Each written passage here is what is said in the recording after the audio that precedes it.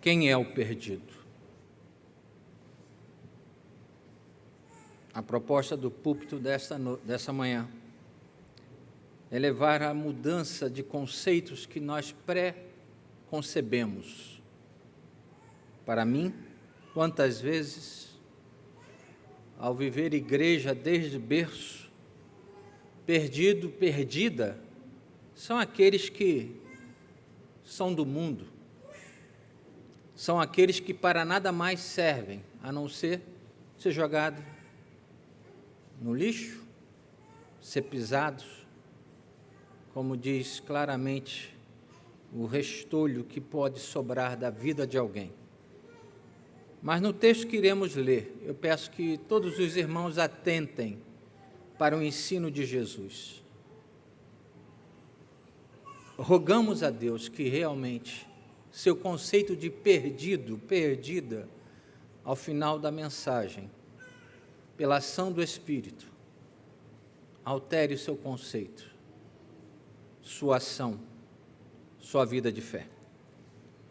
O texto para meditação é um texto muito conhecido. Eu farei a leitura muito rápida, porque inclusive tem algo muito marcante para aprendermos dele. Lucas 15. Vamos fazer a leitura, por enquanto, somente da parábola do filho pródigo.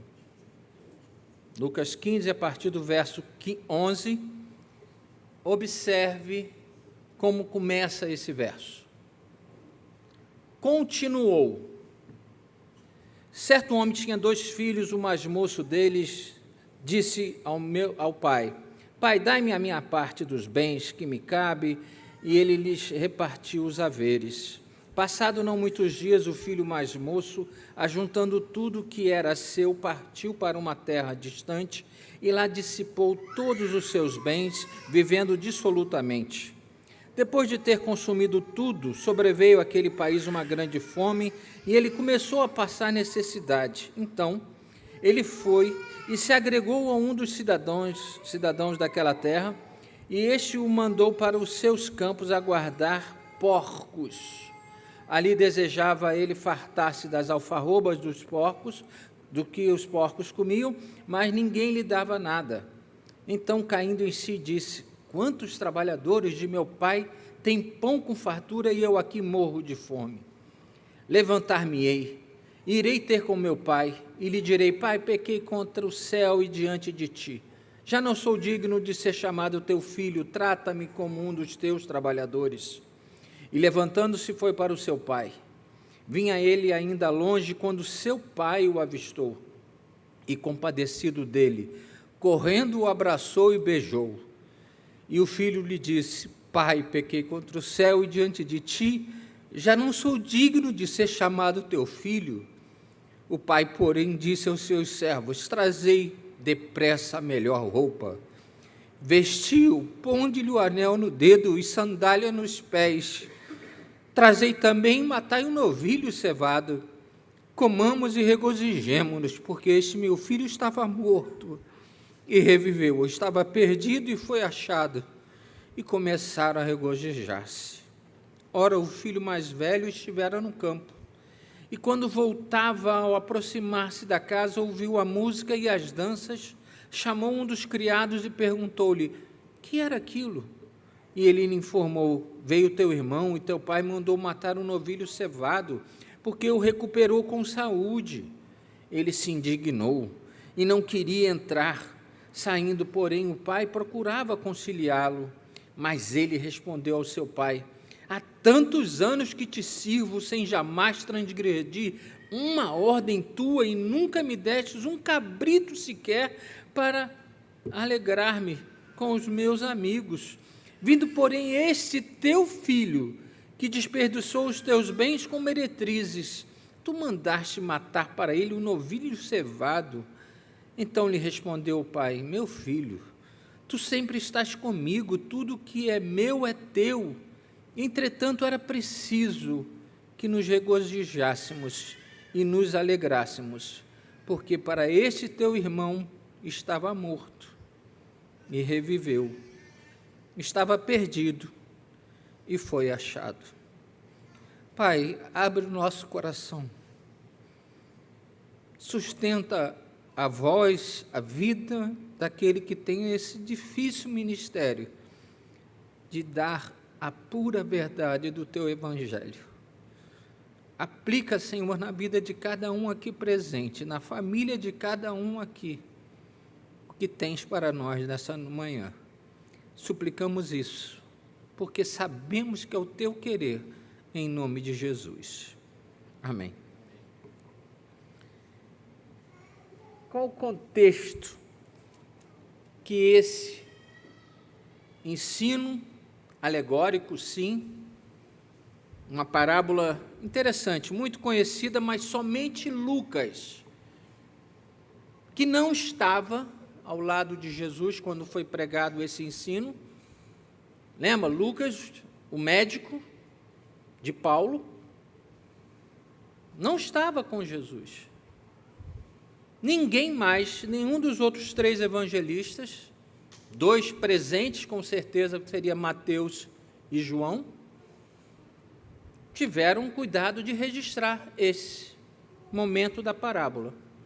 Mateus até registra, você pode olhar, por favor, mantenha a Bíblia aberta, a parábola da ovelha perdida, em Mateus 18, está vendo o cabeçalho que indica, ou a nota de rodapé?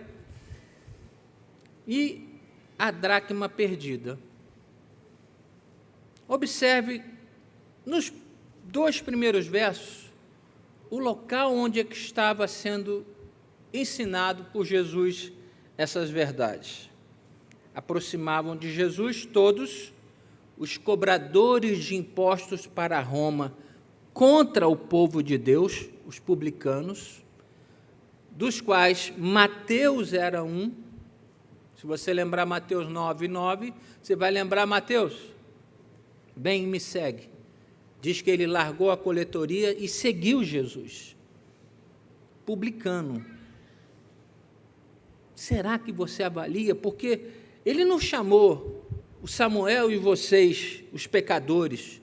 Não, ele coloca uma categoria pior, o publicano, que nos trai, que manda nossos recursos para Roma.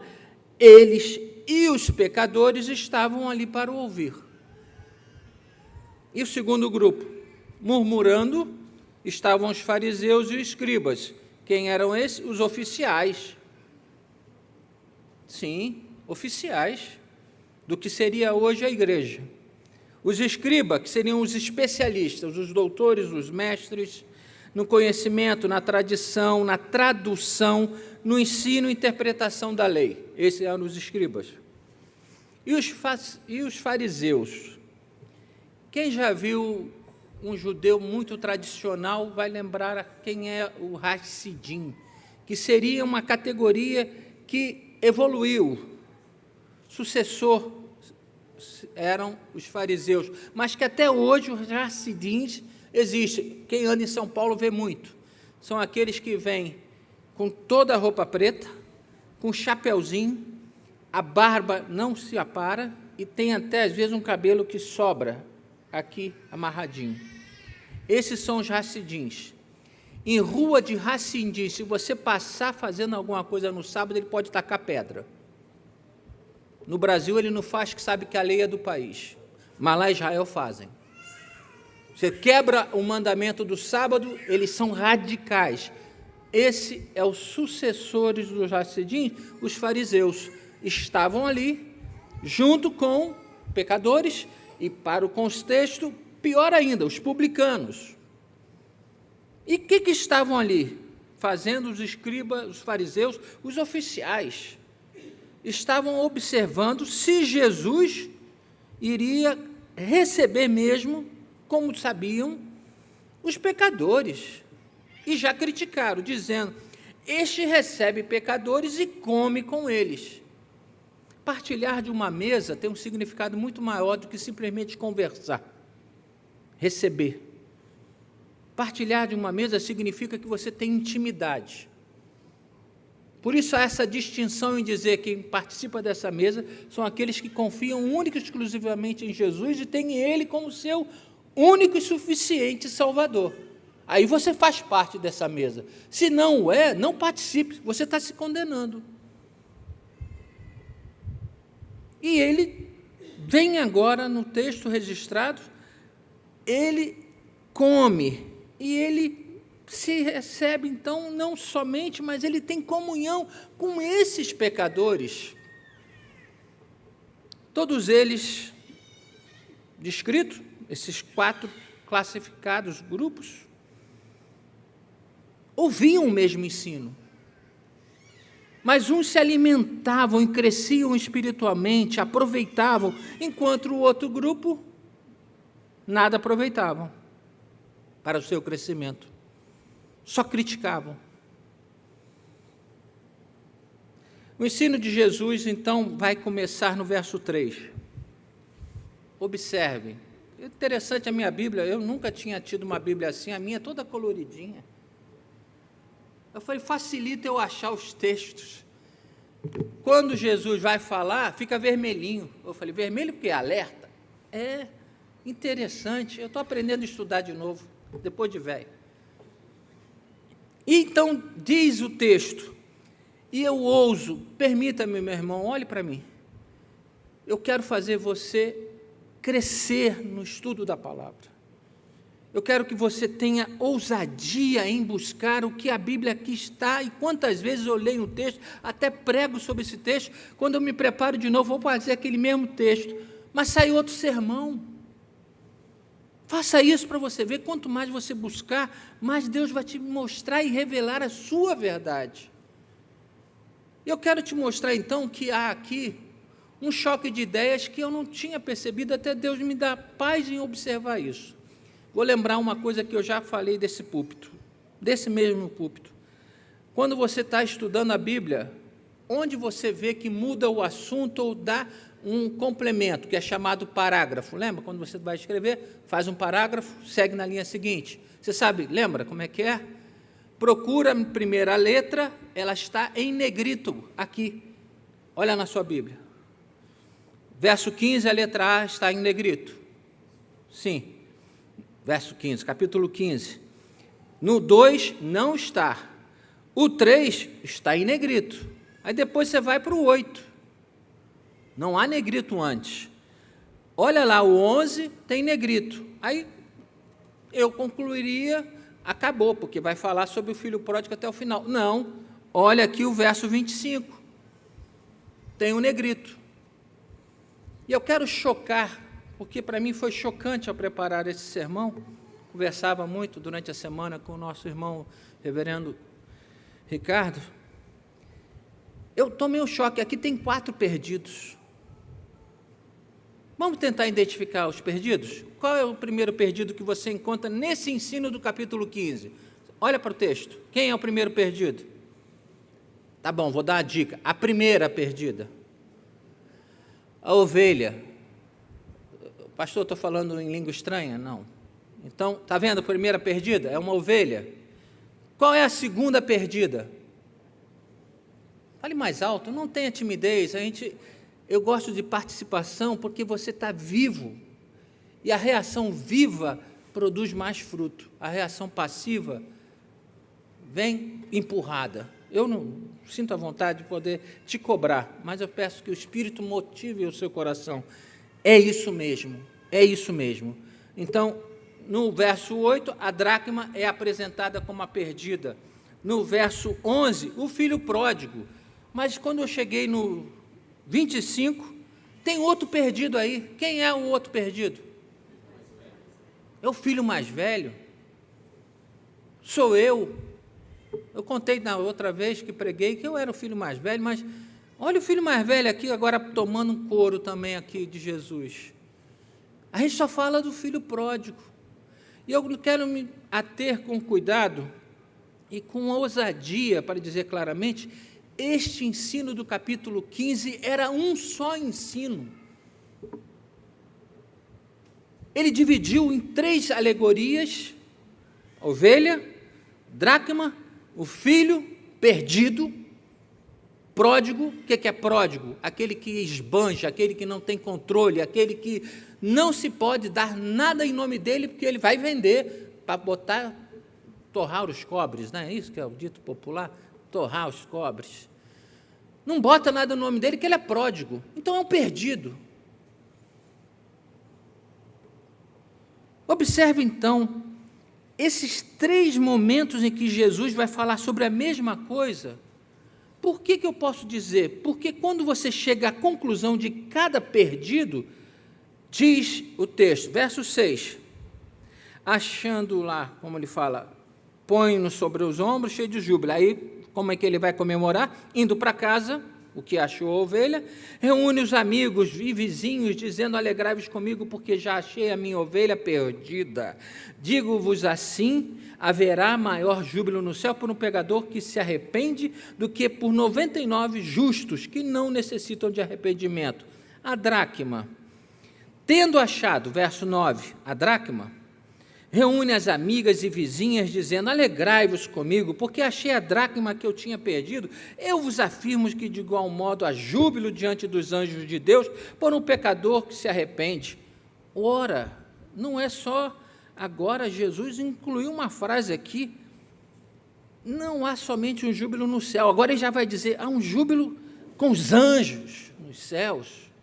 Mas aí vamos agora para o último perdido aqui, que é como se fosse somente ele nessa parte.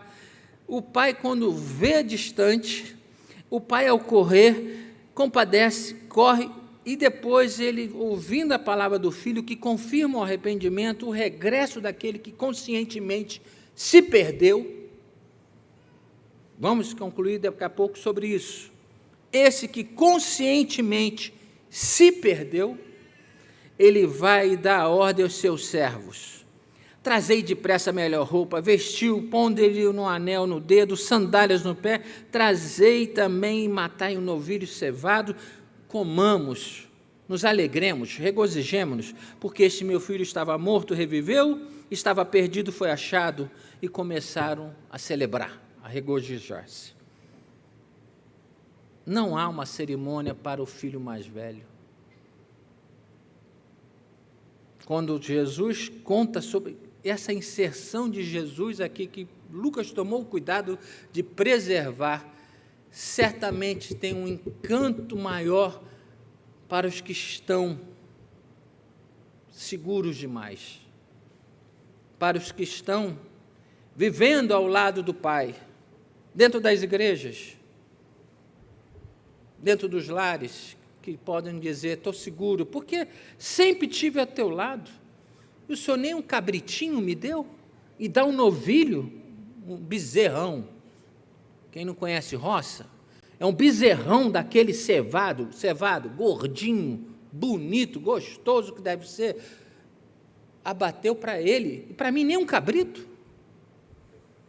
Eu queria então estudar com você um pouquinho mais o que daria de significado, qual o valor que se dá a cada perdido. Eu queria olhar então com você sobre a questão primeira da ovelha. Vamos apresentar? E vou tentar dividir em algumas partes. Apresentar o perdido, quais são? Ovelha, dracma, filho, filhos. Maneira como se é resgatado.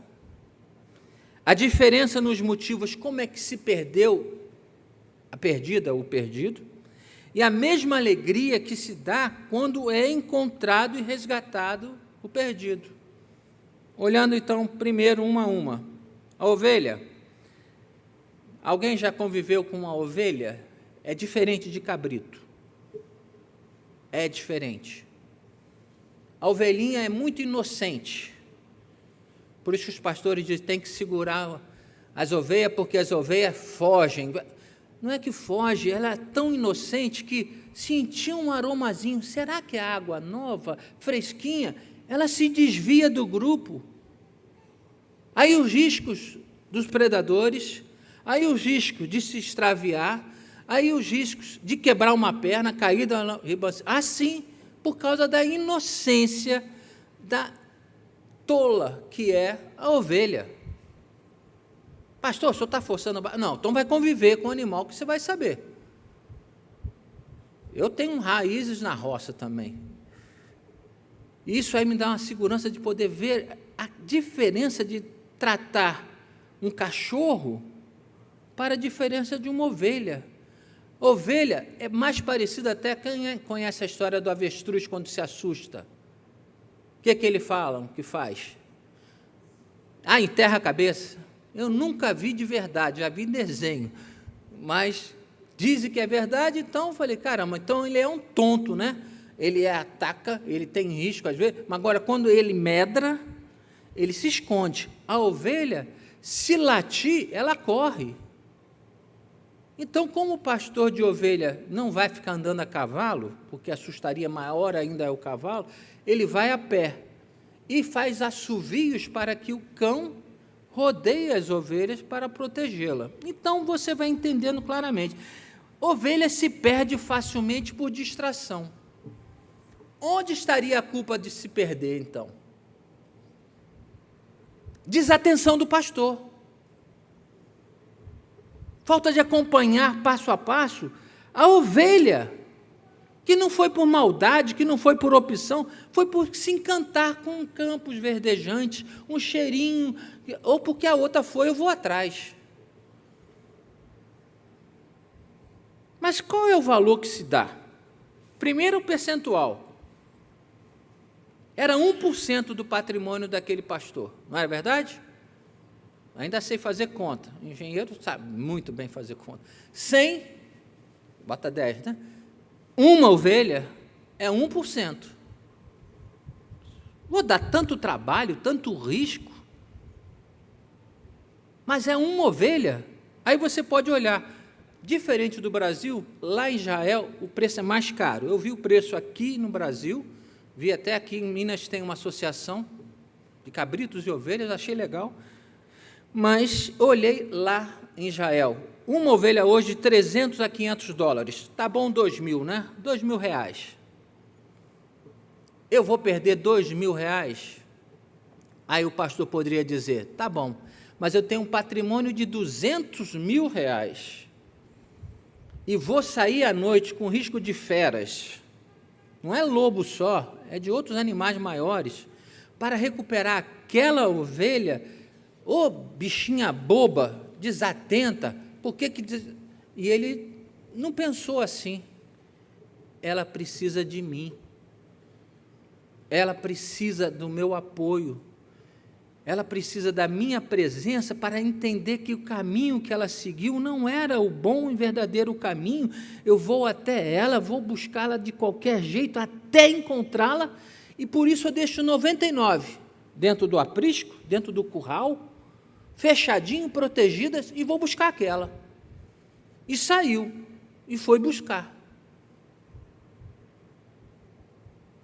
Eu acho que realmente é tão bonito quando fala que ele pega e bota no ombro.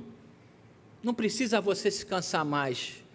Você certamente esteve aflita, você por inocência, você se perdeu, mas eu te carrego sobre os meus ombros. O cuidado do pastor em buscar a ovelha, a perdida,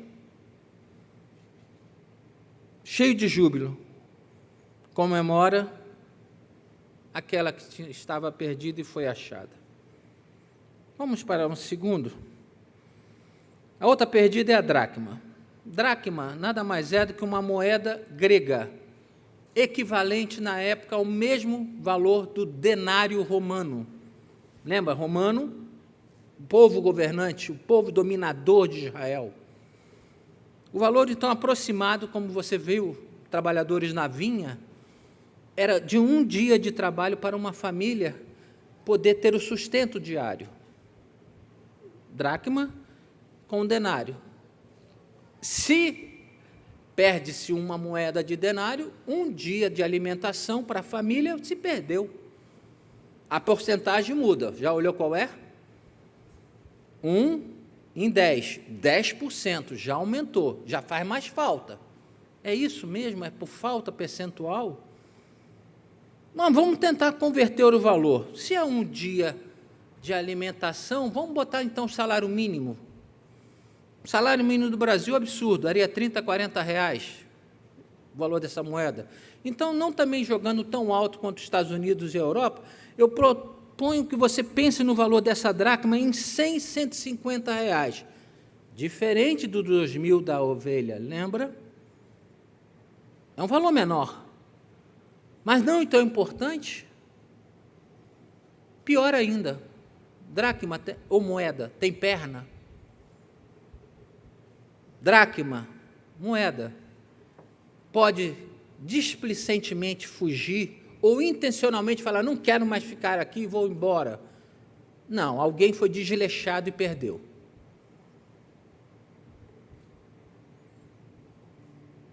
Aquela mulher realmente logo se abateu, logo se agitou e tinha que procurar aquela dracma. Por quê? Havia um costume naquela época de o dote, que pode ser dado pelo noivo, ou colhido de presentes, de dote da família, para aquela noiva que casa, e montava-se o colar, ou também colocado sobre a cabeça da noiva. E ela, muitas vezes, saía até depois de casada, com aquilo e mostrava as 10 dracmas, para dizer que é feliz no casamento, que está aqui o meu dote, que eu tive o valor consagrado realmente, porque muitos até de famílias mais poderosas eram dracmas de ouro.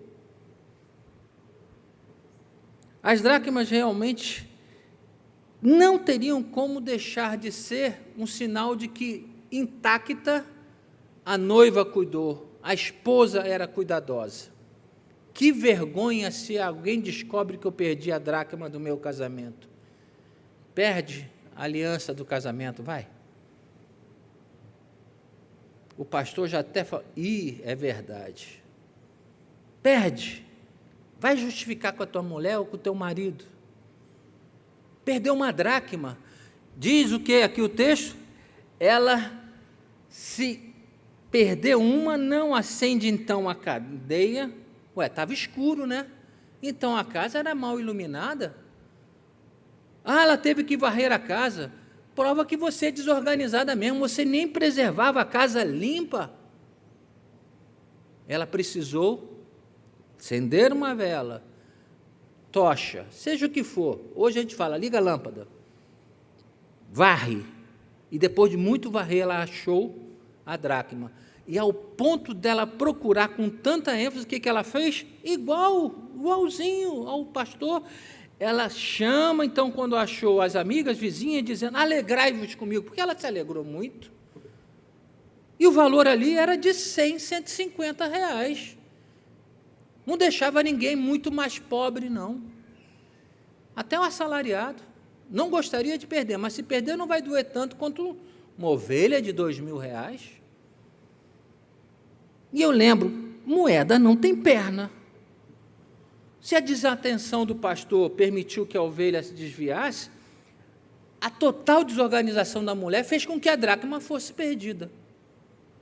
Mas agora eu chego no terceiro momento, que é o que mais conhecido é. E por que a gente pode ligar os 3 textos? Por favor, olhe mais uma vez. Se o 3 fala no negrito, então, quando vai tratar da dracma, começa com uma conjunção, lembra?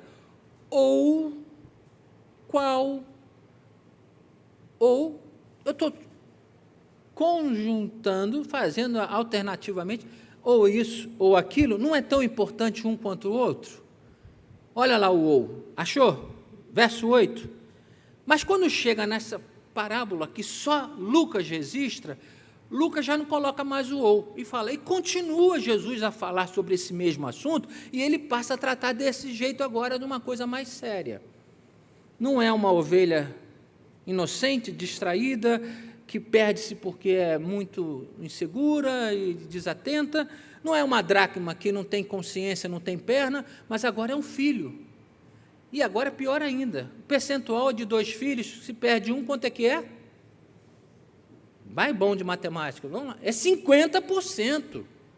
A dor vai ser maior, vai ser dolorosa ao ponto de machucar. E esse pai perde um filho. Esse pai vê um filho, pior ainda, não perder, mas dizer a ele, para mim o senhor morreu.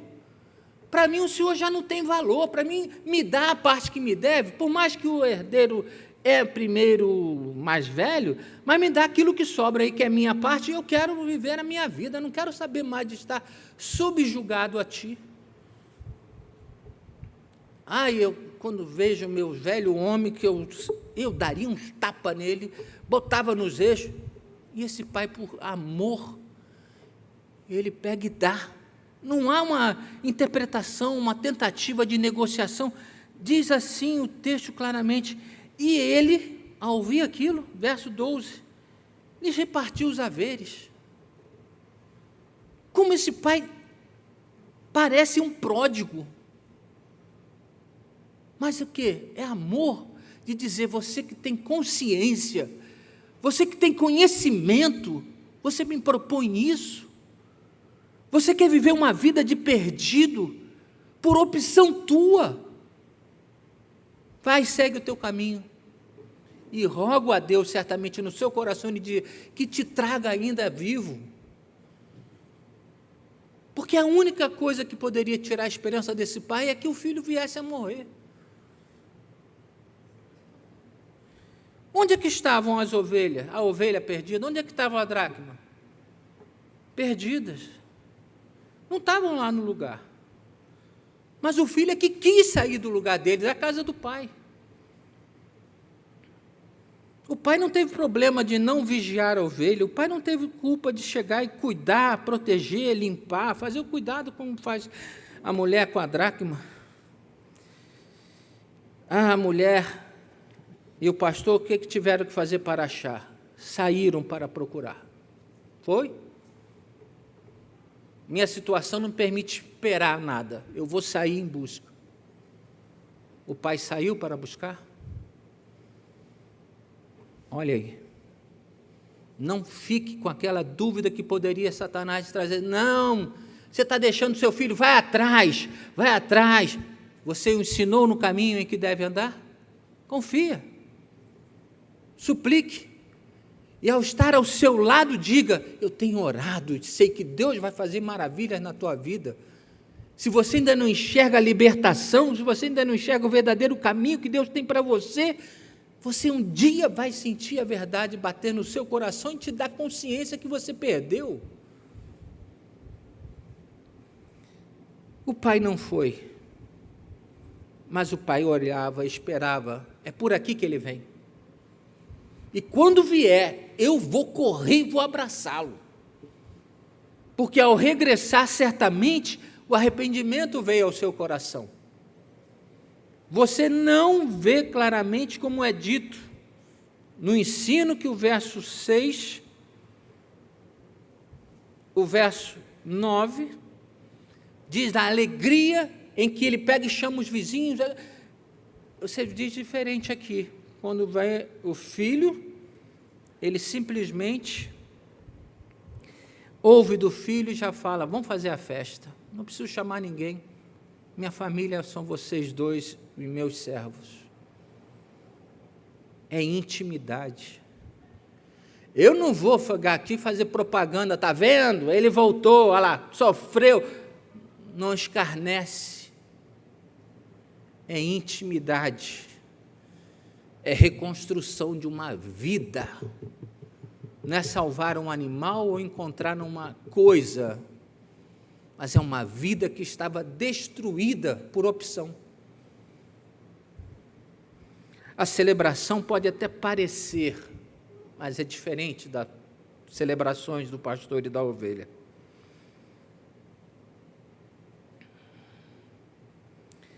O ensino não acaba,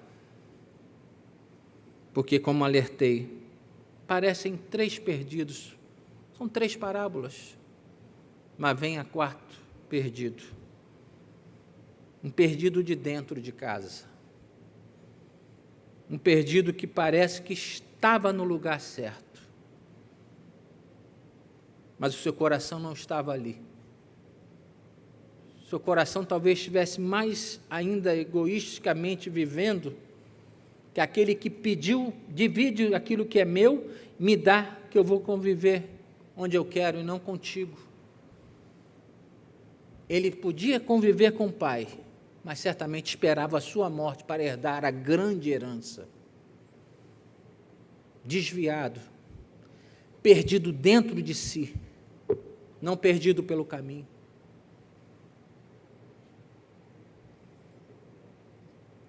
Quem é o perdido? É aquele que não está no lugar que deveria estar. Perdido não é aquele para jogar fora. Perdido não é aquele para desistir. Perdido não é aquele que esquece, esse é do mundo. Não.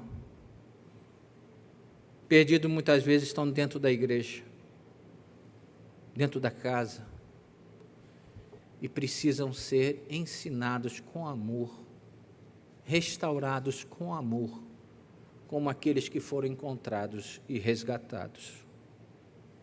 Quem é o perdido na tua vida? Quem é o perdido na tua família? Que papel você tem feito? Você fez de forma displicente, permitindo, como foi o pastor, a fuga? Vai lá e busca. Você está desorganizado, dando valor a outras coisas, preocupado com outros afazeres, e deixa a perdida, mesmo dentro de casa, no celular, falando coisas, e às vezes, lembra aquela, olha para mim, lembra aquela passagem, uma menina no Nordeste, pega um ônibus, vai até o Rio Grande do Sul, porque diz que estava apaixonado e fica com um homem lá. E a maldade que foi, ele tentou fugir dele e ele a mata. Quantas filhas estão passando por isso e às vezes a gente não deixa de ensinar a esses que estão ao nosso redor, atente para não perder. E se já está perdido e tem consciência, já era maduro e já fez porque, ore por ele. Ore por ele. Deus é fiel. Confia nele, o mais ele fará. Porque não adianta você dizer, está na hora de voltar, está na hora. Ele escolheu fazer isso, está no mundo. Ele vai comer lavagem de porco. E quando você entender claramente que para o judeu estar perto do porco já é abominação, você vai entender claramente que há um momento que o cara vai dizer, puxa, eu tinha tanta coisa boa na casa dos meus pais, e estou vivendo essa vida, por que não voltar? Quem é o perdido? E se você é um perdido porque não busca seus pais, se você é um perdido que não busca até amigos, e tem causado neles sofrimento, vá buscá-los. Não deixe eles morrerem na dor, não deixe eles morrerem na solidão, porque enquanto aquele jovem tinha recursos, encheu-se de amigos. Acabou, não havia apoio. E você sabe se o perdido da tua família, da tua casa, daquele que você ama, já não está nessa situação? Mande um recado para ele. Sempre te amarei, nunca te deixarei. Por mais que às vezes nós devemos retrair a nossa busca, mas a expectativa do regresso, você tem que estar pronto, como aquele pai estava, vindo de longe, o pai corre para abraçá-lo. Nossa igreja está pronta para acolher esses que estão assim, chegando, querendo vir, ou estamos tratando esses como os perdidos no mundo que nada valem? O teu coração discrimina pessoas, discrimina atitudes, sem dizer, isso não é bom. Vem comigo que eu quero te ensinar. Hoje o reverendo Deci falou muito bem do discipulado. Não se ensina tudo de um dia para o outro, é caminhando junto. É hora de, às vezes, a gente gastar um pouco mais de tempo com quem merece, e não com TV, com internet e outras besteiradas. Que Deus abra os meus olhos, abra os teus olhos e quebrante o nosso coração, para que verdadeiramente sigamos aquilo que Deus tem preparado de bom para nós e para a nossa família. Quem é o perdido? São aqueles que não estão no lugar que deveriam estar. Reverendo Ricardo, levante, venha orar conosco, por favor. Vamos ficar de pé.